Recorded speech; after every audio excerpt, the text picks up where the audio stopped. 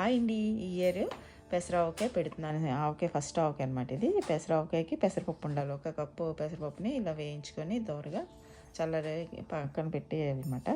పిండి కొట్టుకోవాలి దాన్ని మిక్సీలో. తర్వాత ఈ మామిడికాయలని తడి లేకుండా చూసుకొని జీడి తీసేసి పై పొర టెంక్ మీద తీసి ఇలాగ చిన్న ముక్కలుగా కట్ చేసుకున్న మామిడికాయ ముక్కలు 3 కప్పులు వచ్చినాయి. 3 కప్పులకి పెసరపిండి ఇక్కడ వేయించి పక్కన పెట్టాం కదా, పొడి చేసి 1 కప్పు పెసరపిండి, 3 కప్పులకి 1 కప్పు పెసరపిండి, 1 కప్పు కారము, 1 స్పూను పసుపు, కప్పున్నర నువ్వుల నూనె. ఇక్కడ నువ్వుల నూనె కోల్డ్ ప్రెస్డ్ నువ్వుల నూనె వాడతాను అనమాట పచ్చళ్ళకి. ఇప్పుడు నేను అది వేసి సాల్ట్ ఏమో 1/2 కప్ కన్నా తక్కువ అనమాట, 1/2 కప్పు వేసి అన్నీ కూడా చేతితో బాగా కలిపి మూత పెట్టేయాలి. 3వ రోజు ఇలా తీసి కలియబెట్టి నూనె అది సరిపోయింది లేదో చూసుకొని దీన్ని ఒక గాజు సీసాలోకి ఎయిర్టైట్ కంటైనర్లోకి మార్చేసుకోవాలి. ఇది ఎక్కువ రోజులు నిల్వ ఉండదు కానీ చాలా టేస్టీగా ఉంటుంది. పెసరపప్పు కదా, చలువ చేస్తుంది, వేడేమీ చేయదు, చాలా బాగుంటుంది.